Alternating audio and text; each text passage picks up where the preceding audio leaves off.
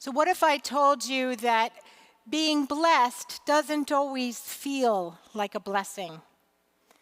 Recently, I've been walking alongside someone who received a cancer diagnosis and is now facing the reality of surgery and treatment. Needless to say, she didn't receive this news as a blessing, and even so, this week, she emailed me sharing all that has unfolded in this past month of biopsies and consultations and tears. She wrote, "I've been doing a lot of soul searching about love and life and friendship and mortality. It's brought me a lot closer to my husband and children, and it's made me appreciate every beautiful moment in life. It is a messy, painful journey, one that I did not ask for, but one that has given me many gifts of healing and a clear sense that I am unmistakably being held by God, by love." We have a tendency, I think, to think that being blessed only happens when things go our way. Material success, happiness, a life without too much trouble, and maybe a really good parking spot now and then. That's what being blessed looks like. We imagine that something unlikely happened, but it was good, which often leads us to somehow believe that we a little bit deserved it, and that we are the worthy architects of our own lives. But we know that's not the way that life really works, because most of the time life just happens, and sometimes we're going to feel lucky, like, "Ooh, I was in the right place at the right time," or, "Oh gosh, this was meant to be." And the sun shines, and we're surprised by joy and beauty, and it takes our breath away. That happens. But it's also true that there's the reality of scary diagnoses and terrible disappointments and devastations that bring us to our knees. So maybe being blessed is something deeper, like realizing, just as my friend did, that God's love is with us in every moment, especially when we're facing loss or uncertainty. It's not really about feeling lucky or defeated. It's about opening our hearts and trusting in God's presence and strength, like we sang about this morning, and letting love carry us through, come what may. I'm struck by the fact that in French, the word for injury is blessure. Blessure. Blessing. It's a reminder to me, anyway, that our greatest blessings often come through our deepest wounds. And as we heard in both Bible stories today, blessings often come out of our failures, our vulnerabilities, our exhaustion, our confusion. Think about Abraham. He was called to leave everything that he knew. He had a really comfortable life, 75 years old, and he's supposed to step into the unknown with only God's promise to guide him? I am sure that didn't really feel like he was heading towards the good life. But from the very beginning, we are reminded that God's blessing on Abraham was never meant for him alone. It was always about the wider impact that it would have, always intended to empower him to be a channel of blessing for others. And how about Simon Peter? After that long, frustrating night of catching nothing, he then experiences this miraculous catch when he follows Jesus' instructions. But do you remember what happens next, what he says? When he sees this abundance of fish, he falls at Jesus' feet, overwhelmed, and says, "Go away from me, Lord. I am a sinner."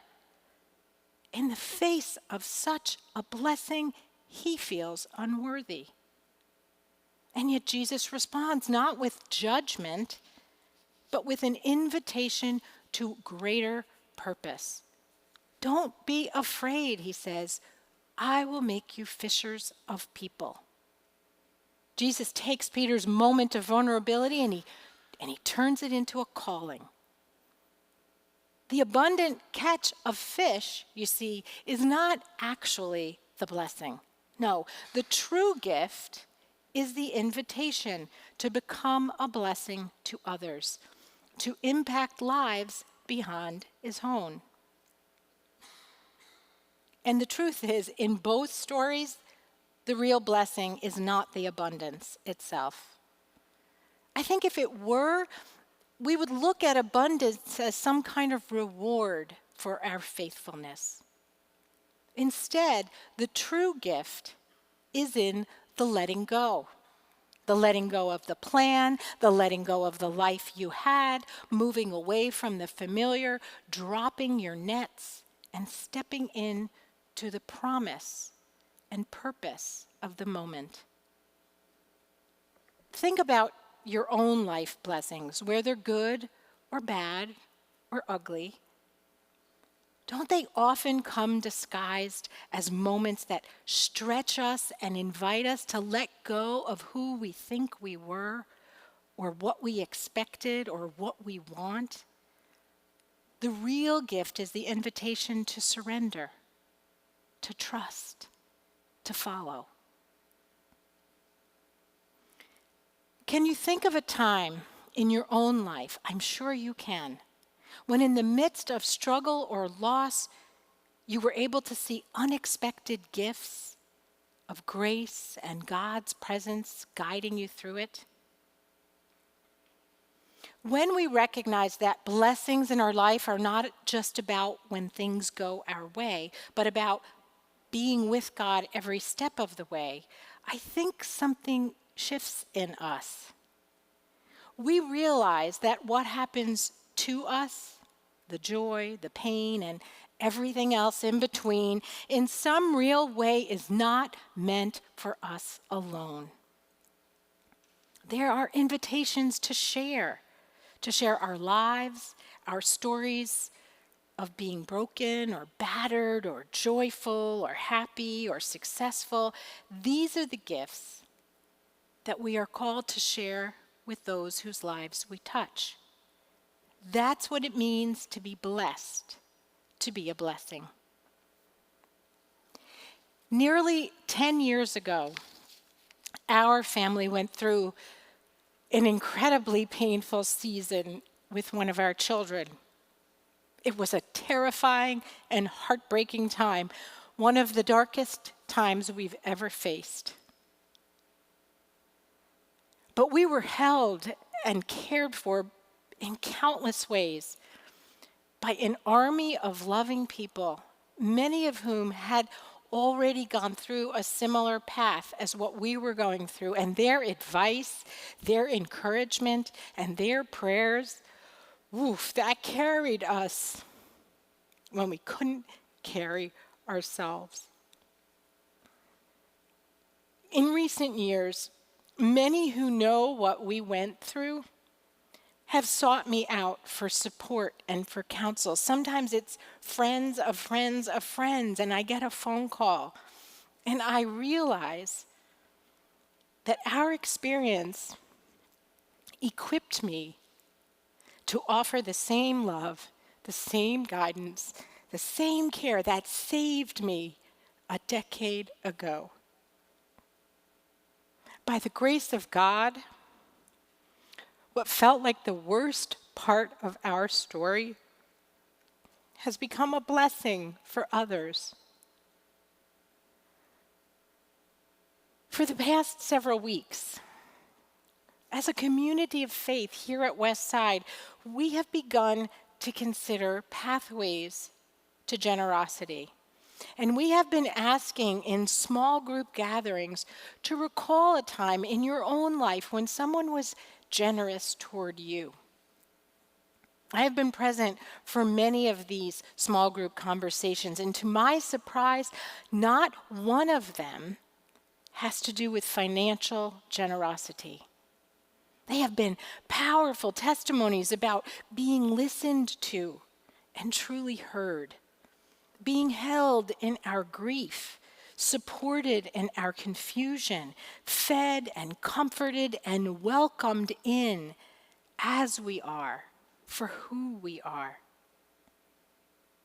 Generosity, it seems, is about sharing the wisdom we have gained from our own experiences, offering our time to listen to someone else's struggle, using our talents to make life just a little simpler or sweeter or brighter for someone else.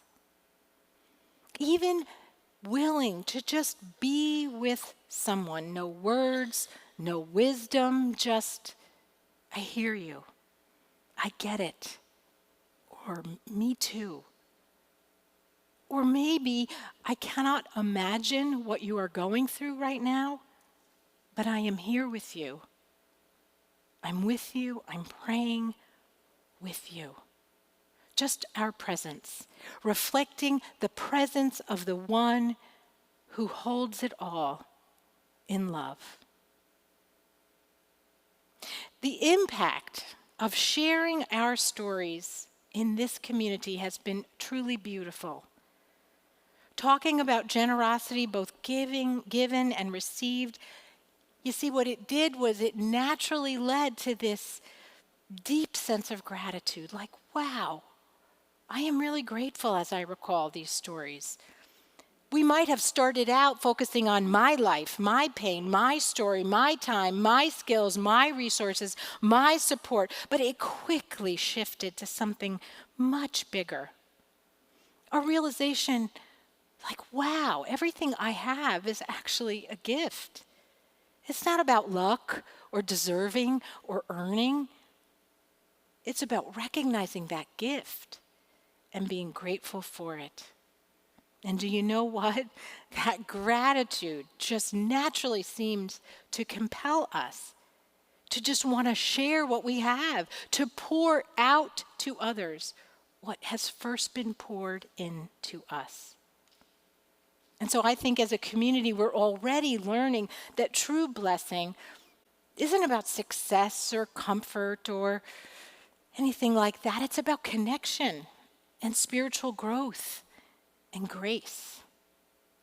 When we recognize God's presence in every moment, we begin to live with purpose and resilience and hope.